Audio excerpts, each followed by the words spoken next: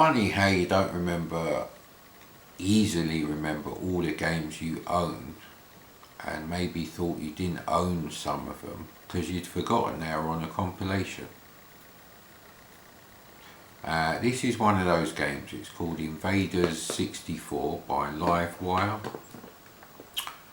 I actually got this game on the same Bo Jolly Big Value pack, the original release of that, with Jumping Jack 64, also by Livewire software. And for all of my life I know that I owned and enjoyed playing Jumping Jack 3D on the C64. It's brilliant. Saxon graphics with Frogger game story and you know, gameplay.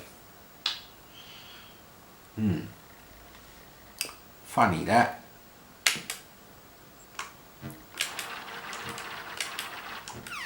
So, you know, there's nothing wrong with it.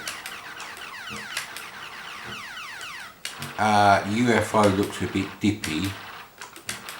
No idea why they went for the expanded 200% size width and height business for a UFO.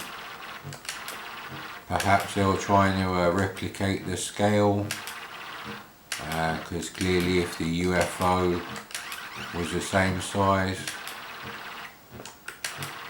But you know, looking at that, even if it is circular, you're probably only going to get 6 of these invaders in each one anyway, so that's bollocks. And of course things that are further away also look smaller anyway, so there's no reason why the UFO had to be that big. God damn it.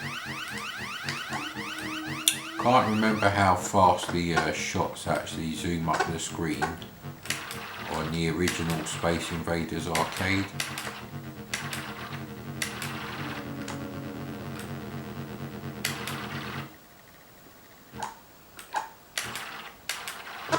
So now one thing I do know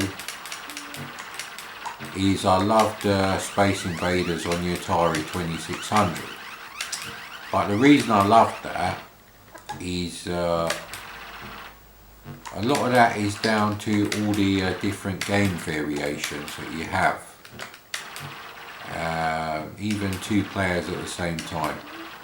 Plus obviously 1981, was it 1980? I think it was 80.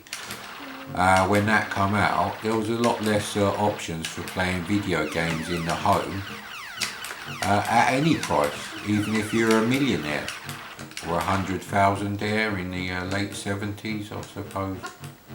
It's like a millionaire today. Probably even less than that. Maybe that's multi-millionaire.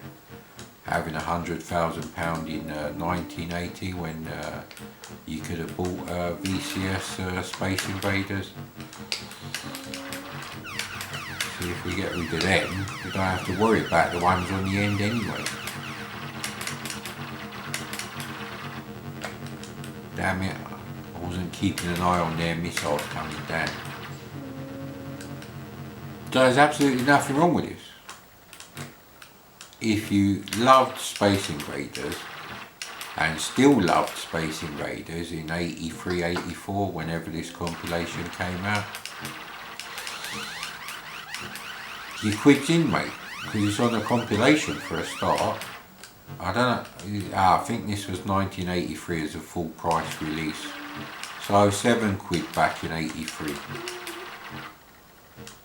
which is probably a day's reasonable wages, not like you know, minimum wage equivalent now.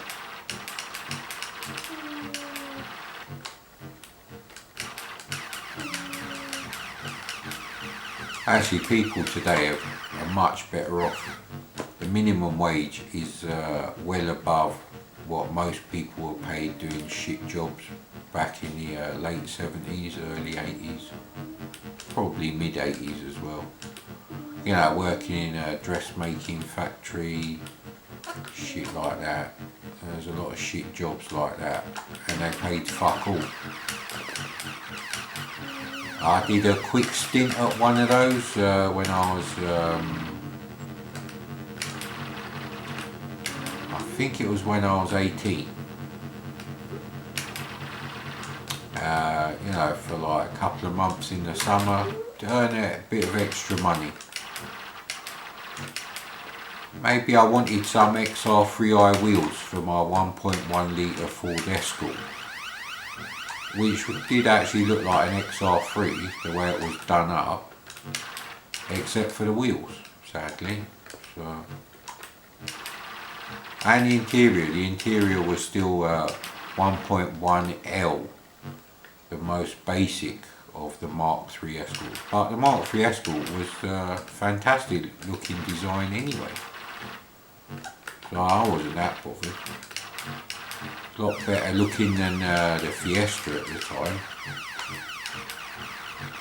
Whether that was the Mark II, I can't remember actually. My one, yes. But they came out in 1980s. But the XR3i did come out in late 1982, I think.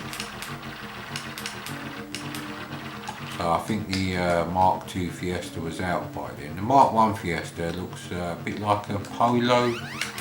Mark II is a bit more rounded, and the Sierra is full on jelly mould, isn't it?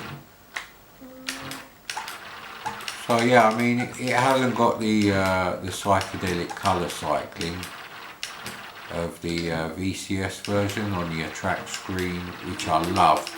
I loved that on the Atari. That was a brilliant thing, that was. The way you'd get them like psychedelic pastel colour combinations of the game engine being played out. Later Atari games and a lot of third-party games skipped that, and no, I think that was a mistake. Maybe they skipped it for legal reasons, I don't know. Couldn't really tell you. Ooh, we might lose a bit of the shields now. Yeah, see. So it is getting more difficult, very slowly. Only got one to get. And we've got the UFO, so missing that is not so much of an issue. God damn it. Wow! So I have found a fault. The collision detection is not sprite to background. They're obviously doing their own rubbish software collision detection.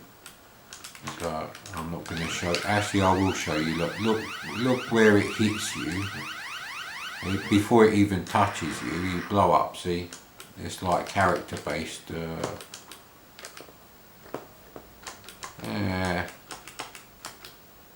Although this isn't bad.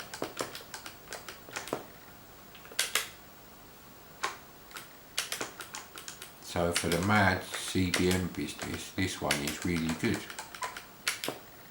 So I found a positive ether end. And yet I had no memory of this at all. Unbelievable, eh?